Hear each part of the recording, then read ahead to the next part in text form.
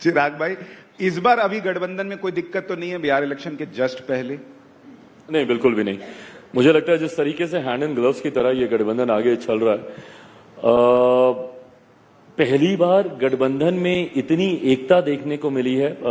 जो भी बिहार से है या बिहार प्रदेश में जो भी कवर कर रहा है गठबंधन को, इस बात को जानता है कि न सिर्फ राष्ट्रीय स्तर पर ये एकता है, होता क्या है, नेता तो मिल जाते हैं बट नीचे जमीनी स्तर पर वो एकता नहीं आ पाती। एक गांव में या एक जिले में या एक प्रखंड में बैठे हुए लोग जो अभी तक एक दूसरे से टकरार कर रहे थे, वो संभवतः कई बार एक नहीं हो पाते हैं। तो इस बार गठबंधन के द्वारा ये एक्स्ट्रा एफर्ट्स लगाए गए कि जिले स्तर तक ही नहीं, बूथ स्तर तक भी ये एकता उतनी मजबूत हो।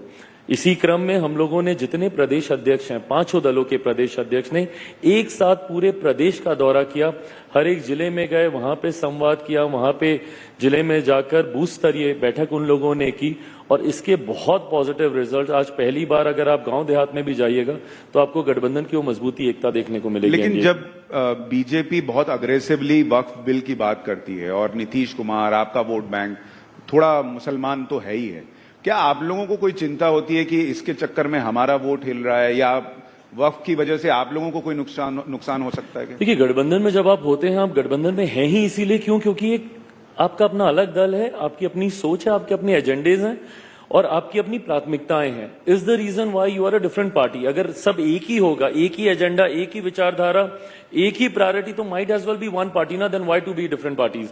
सो we are different parties because we have different ideologies, we have different priorities, we have different agenda.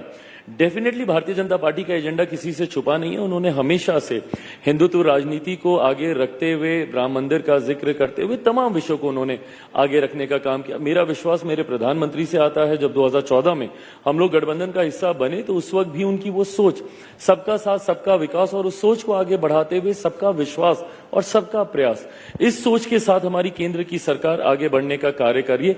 ऐसे में गठबंधन के किसी साथी को किसी प्रकार की चिंता हो, आमतौर पर ऐसे विषय आते नहीं, आते हैं उसको गठबंधन के भीतर रखा जाता है। जैसे मेरे लिए भी जो मेरी प्रायोरिटी के एजेंडाज रहे हैं, इससे पूर्व में मुझ पे यही प्रश्न उठाए जाते थे कि आप सरकार के खिलाफ कई विषयों पर आपने बोला। वो मैंने बोला इसलिए क्योंकि वो मेरी प्राथमिकताओं में था, लेटरल एंट्री को लेके हो या एक दो और विषय जो उस वक्त आए, वक्फ का भी विषय उन्हीं में से एक था। उस वक्त मेरी बस चिंता इतनी थी कि जितने भी स्टेक होल्डर्स हैं इस विषय से जुड़े हुए, उनको अपनी बातें रखने का मौका मिलना चाहिए। ये नहीं होना चाहिए कि ये फैसला कैबिनेट में हुआ, पार्लियामेंट में आया और कोई ये ना बोले कि बुलडोज करके आपने इसको पारित करा लिया क्योंकि संख्या आपके पास है। मैं ये चाहता था कि इस विषय से जुड़े हुए जितने भी कंसर्न स्टेक होल्डर्स हैं उनको अपनी बातें रखने का मौका मिले और उस बात को सम्मान देते हुए जेपीसी का गठन किया गया। उसमें सबने अपनी बातें रखी। अब उसके बाद जब ये पार्लियामेंट में आएगा उस पर पुनः एक बार सघन चर्चा होगी। तो अभी आज की डेट में सबसे चर्चा करने के बाद जो वक्फ बिल का प्रारूप है वो आपके एजेंडे में सेट हो रहा है या नहीं? आप सदन में उस बिल के लिए वोट करेंगे? भाई, मुझे लगता है कि मेरे रिप्रेजेंटेटिव उस समिति के सदस्य थे। हमारी पार्टी से जमुई के हमारे सांसद हैं अरुण भारती जी, वो समिति के सदस्य थे जो जेपीसी गठित की गई थी और वहां पे हम लोगों ने अपनी तमाम बातों को रखा। अब उसकी रिपोर्ट सबमिट कर दी गई है और जब वो लोकसभा में आएगा पुनः पार्टी अपनी बातों को उस मंच पे रखेगी। यानी अभी आप उससे सहमत नहीं है जो रिपोर्ट रखी गई है? ना मैं हाँ बोल रहा हूँ ना मैं ना बोल रहा हूँ। मैं ये बोल रहा हूँ कि एक बार जब सदन में ये आएगा तो जरूर पार्टी अपना पक्ष रखेगी। लेकिन जो मुझे लगता नहीं कि अब इसमें बहुत ज्यादा कोई शिकायत या नाराजगी की कोई बात है। मैं जरूर मानता हूँ कि कई ऐसे धार्मिक संगठन हैं जिन्होंने स्पष्ट तौर से मेरा नाम लेते हुए ये कहा कि आप भैया इनसे दूरी बना के रखें। चिराग, नीतीश जी, नायडू जी, तीनों का नाम लेकर उन्होंने कहा कि इनसे आप दूरी बना के रखें। उनकी नाराजगी भी मेरी सराखों पर अगर आज चिराग पासवान को भी अगर ये प्रूव करने की जरूरत है कि मैं कितना सेक्युलर हूं, तो वो जितने धार्मिक संगठन ऐसे हैं, मैं आदरणीय मदनी साहब का मैं जिक्र कर रहा हूं, जिस तरीके से उन्होंने 11 मुस्लिम संगठनों को इकट्ठा कर ये फतवा या जो भी आदेश जारी किया कि चिराग और नीतीश जी और नायडू जी की पार्टी से आप लोग दूर रहें। उनसे बस मैं इतना कहूंगा कि अगर आपको चिराग पासवान से भी शिकायत है तो बस इतना जहन में जरूर रखिएगा कि चिराग पासवान वही व्यक्ति है जिनके पिता ने अपनी पार्टी 2005 में समाप्त कर दी थी, मुस्लिम मुख्यमंत्री बने इस बात की पहल करते हुए।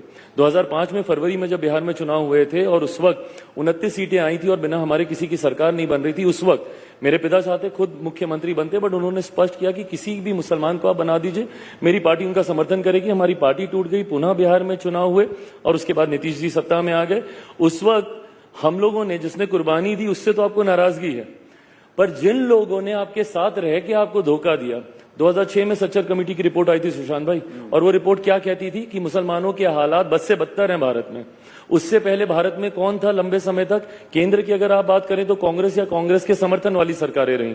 अगर आप बिहार की बात करें तो निरंतरता में पूरे 90 के दशक और 2005 तक राजद की सरकार थी।